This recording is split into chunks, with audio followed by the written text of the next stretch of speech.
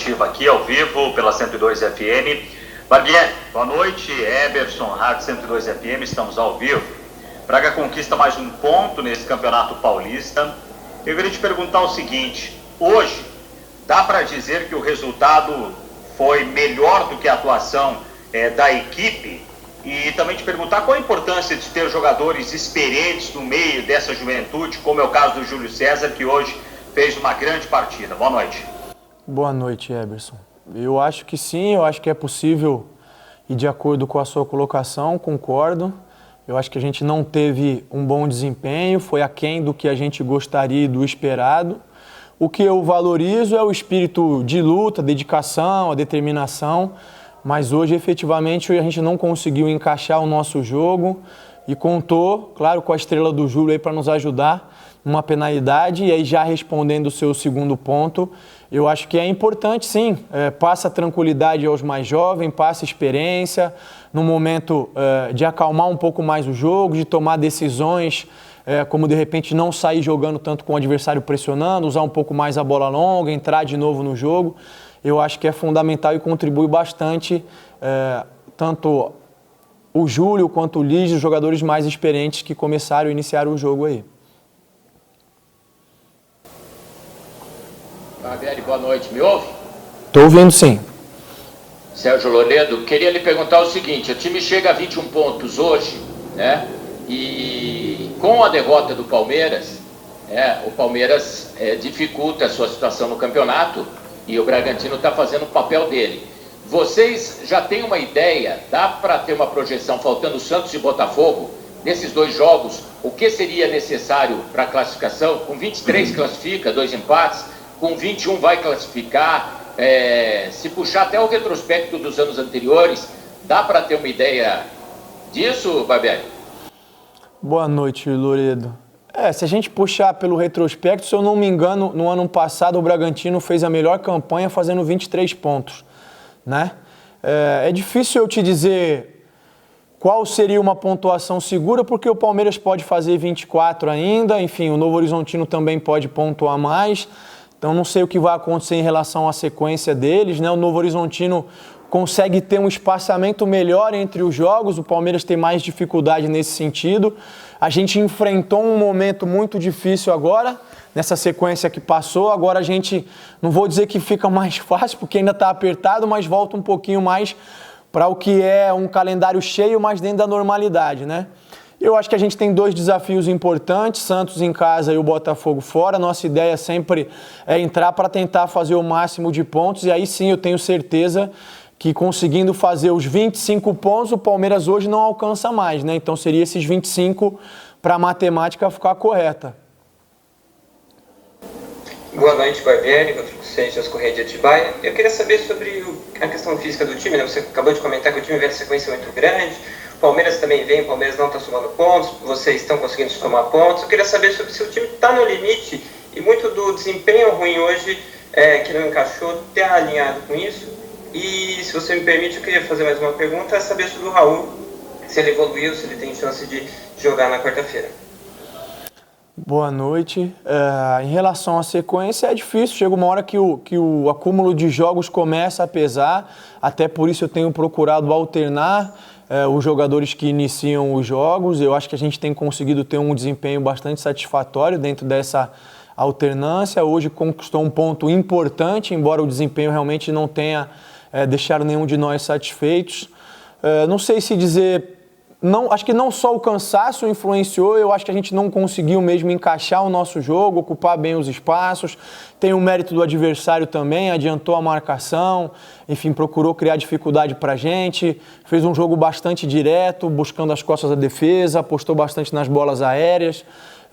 E realmente hoje foi um dia que a gente não conseguiu ter o melhor desempenho, mas isso é natural também, numa sequência que a gente vem atravessando, nem sempre a gente vai conseguir desempenhar como gostaria, e nesse sentido o ponto é importante.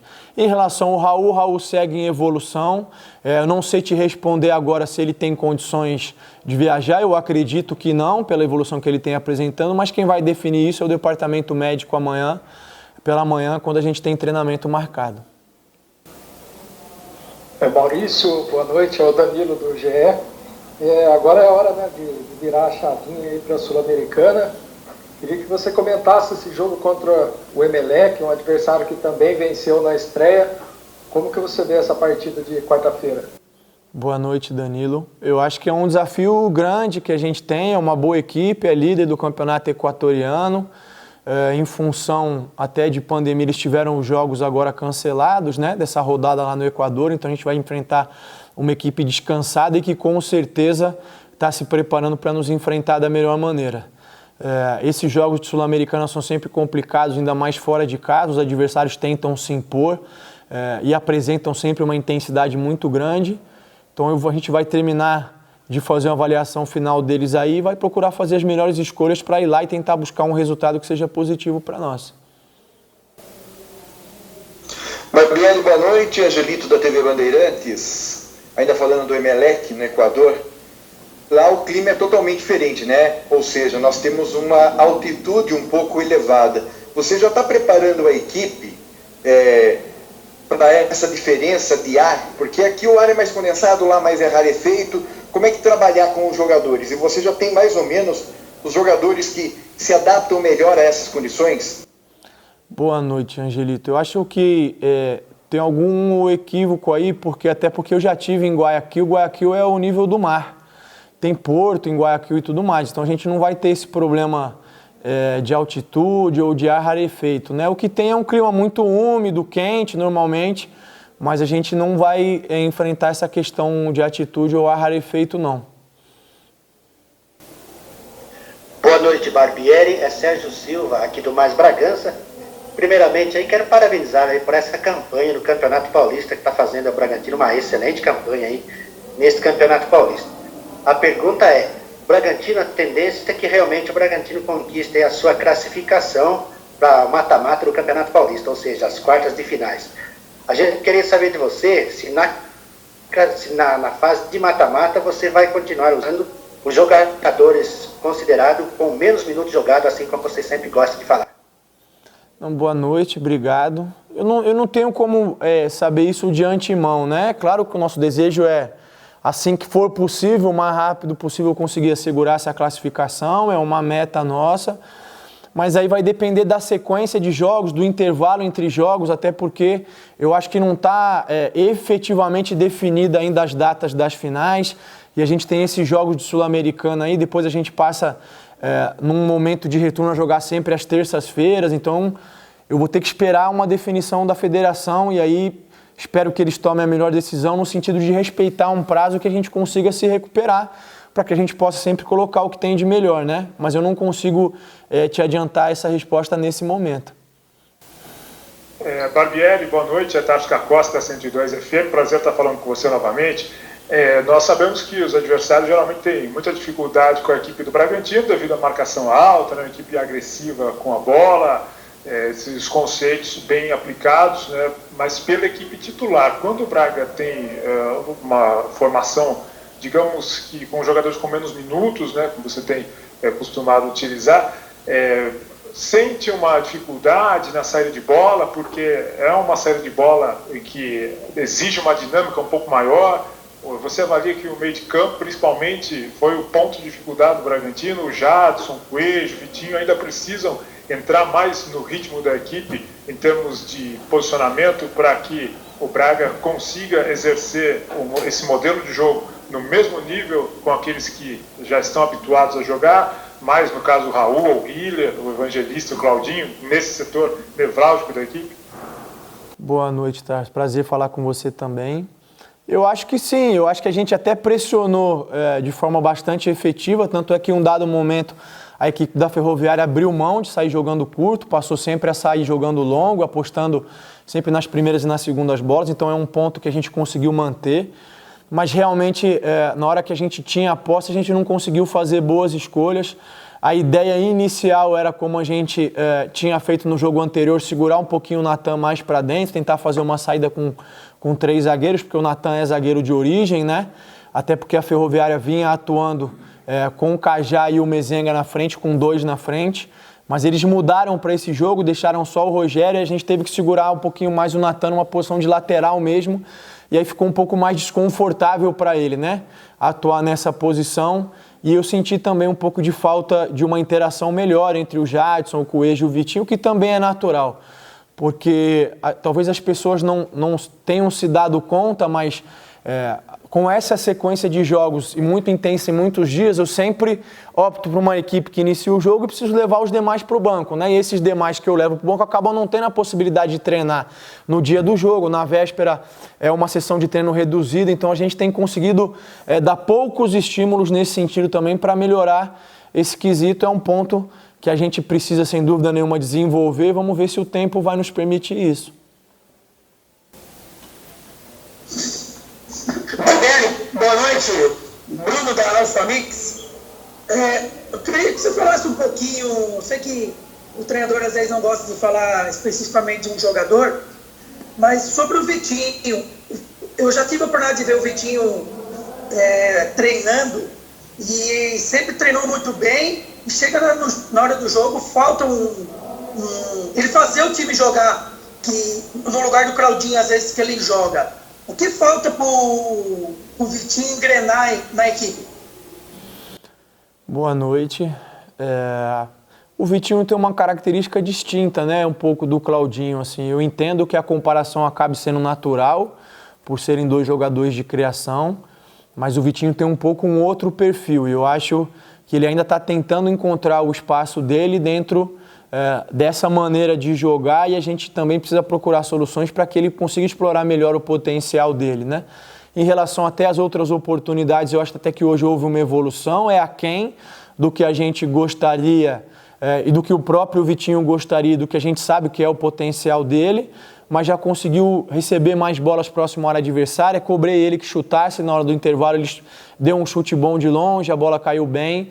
Mas é um processo, é natural, é um jogador jovem, as oscilações acontecem. Eu acho que a gente tem que ter só um cuidado para não rotular, não classificar nesse momento, né? É um jogador que já teve bons desempenhos, contra o São Caetano fez 2 gols, mas que realmente nos últimos jogos não conseguiu apresentar aquilo que a gente sabe que ele pode apresentar. É um ser humano como qualquer outro, está sujeito às oscilações, cabe a nós agora conversar com ele, sentar, orientar, cobrar posicionamento, movimentação e outras coisas, porque ele tem muita condição de nos ajudar bastante ainda no decorrer da temporada. Barbieri, a base para enfrentar o Emelec deve ser a mesma que enfrentou o Tolima, e o Realpe, ele pode ser um diferencial nessa equipe mesmo, porque ele já jogou no futebol equatoriano, ele é do Equador, para passar alguma coisa para quem vai viajar com o elenco para enfrentar o Emelec? Sim, a base é essa. Sim, eu tenho procurado conversar com todos eles. Quando o Tolima veio aqui, eu conversei bastante com o Aidar, porque é colombiano. Claro que eles já estão aqui há um tempo, né? Não tem acompanhado o campeonato lá, mas tem um conhecimento de jogadores, de como funciona a maneira de pensar. Fora isso, também a gente sempre faz um estudo aprofundado, mas a gente sempre procura buscar o maior número de informações possível para se preparar da melhor maneira, e nesse sentido, conversar com o Léo também vai nos ajudar com certeza. Barbieri, Eberson aqui da 102 FM, para encerrar de nossa parte, desde já agradecer pelas informações e as respostas, queria te perguntar o seguinte: com essa sequência maluca de calendário do futebol brasileiro, a imposição dos jogos também aí nesse curto período de tempo, a vida da comissão técnica e do treinador a gente sabe que não é fácil, né? Hoje, por exemplo, você colocou novamente o Hurtado no setor de ataque em função dessa sequência e de preservar também o Ítalo, que tem sido muito importante para o clube e provavelmente será o titular novamente no meio de semana. Aí você tem o Santos na sequência, por mais que tenha ainda o Emelec no meio de semana. Como trabalhar aí para resolver esse problema, já que o Hurtado tomou o 3º cartão amarelo hoje, está fora do próximo jogo do Campeonato Paulista? Acho até particularmente que ficou barato o cartão amarelo para ele no lance meio de campo. Você já, em alguns momentos, até puxou e utilizou o Igor. Eu não sei, ou se você puder informar qual é a situação do Alejandro no momento, porque provavelmente neste momento, com o que você tem levado para o banco ou deixado à disposição, não terá um reserva imediato para o Ítalo como um jogador mais de frente, mais de imposição física para essa questão, essa sequência de Campeonato Paulista. Poderemos ver lá na frente, quem sabe, até uma mudança de esquema tático, se você preservar o Ítalo ou não? É possível uma mudança, é possível sim. A gente pode procurar alternativas. Tem alguns jogadores que eu entendo que possam eventualmente fazer a função lá. O Alejandro também está num processo final ali de transição. Claro que ainda é cedo para eu poder te dizer se ele vai poder ter condições de jogar contra o Santos, e provavelmente se tiver, tem que ser num volume reduzido. Mas é possível que a gente conte com a volta do Alejandro, e é possível também alterar o sistema ou colocar algum jogador com uma característica um pouquinho diferente do Hurtado, mas que possa fazer uma função como o Ítalo faz, enfim, ou até com característica diferente. Eu só não consigo te adiantar isso porque, como você frisou bem, em função da sequência de jogos, a gente mal tem tido tempo de respirar, né?